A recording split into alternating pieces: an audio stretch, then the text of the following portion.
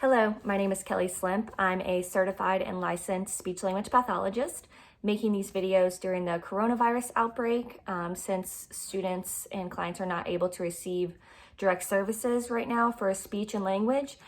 Just trying to give a couple of tips and at-home strategies and techniques so that you can work with your child on producing the correct sounds or on their language skills. And so today we're going to work on the letter S. And there's a couple of little tricks that I like to do with any speech therapy session, but especially S, is usually I like to play with Play-Doh. And the reason why I like to play with Play-Doh during this time, I don't have any Play-Doh with me right now, but you could even look up how to make Play-Doh if you don't have any in your house. Or you could do slime or any other type of textured thing. You could get a straw and cut that and make an S. I just like for them to be able to look at the letter S. And we talk about how it looks like a snake. And if I do have Play-Doh, I'll roll it and we'll make big snakes and little snakes. And we practice making this snake sound, which sounds like this. And so there's a couple of different visual and verbal cues that I usually give whenever we're working on the S sound. And so the first one is a lot of kids will say, shh. So what I want to say is, ooh, good try, big pretty smile, give me a big pretty smile, cheese. And once they give you that big smile with their lips pulled all the way out, then we want to make the quiet S sound, and we want to keep our teeth closed because some of our friends may put their tongue between their teeth, and maybe the sound like this with the tongue between their teeth, and that's not what we want. And so what we do want is the big pretty smile with our teeth closed. And I'll say, oh, I saw your tongue, it's coming out, put it back in, put it back in. And we call it keeping the snake in its cage. So the cage is the teeth and their tongue is the snake. And then we want to make our quiet snake sound. So not shh with the lips. We want to blow the air out almost through the front of the mouth.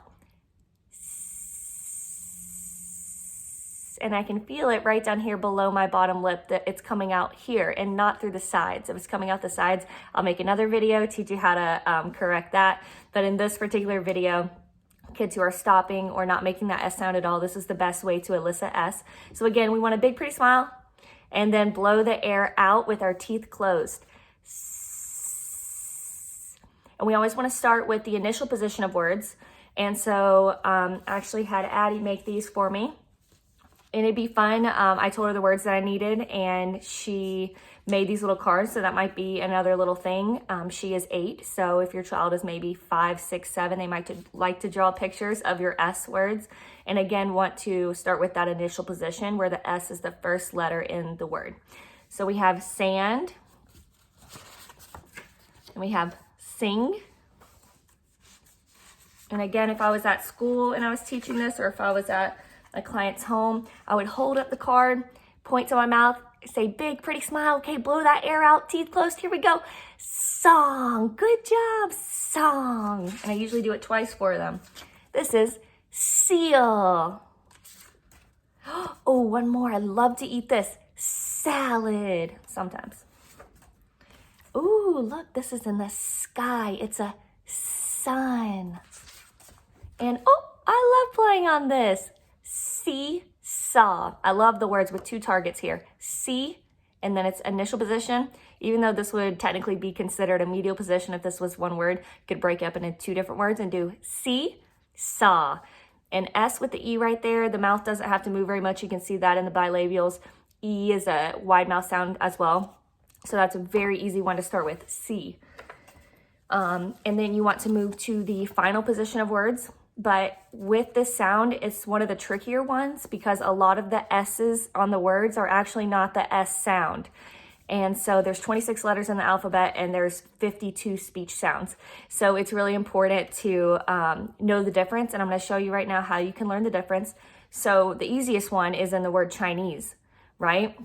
It's with the Z sound instead of the S. Even though it has the S on it, you can feel your vocal cords whenever you're saying it. So Chinese, it's actually the Z and your vocal cords are vibrating. So if you don't know, you can just throw your fingers right up here on your vocal cords. And if you feel it vibrate on a word, so like eyes, You can hear it and I can feel it right there. Eyes, even though it's an S sound. So if you're working on S and your child has down the initial position, I would move on to the final position and just make sure you're choosing words that actually are the S sound. So like bus, this, bass, bass, anything that's actually the S sound and not with your vocal cords on, as in flowers, that's the Z sound, flowers, because you wouldn't say flowers or eyes or Chinese. You know, we say the Z sound for all of those S words. So just a little trick at home if you're working on it. And it's fun if your kiddos make some flashcards. She had a good time making these for me.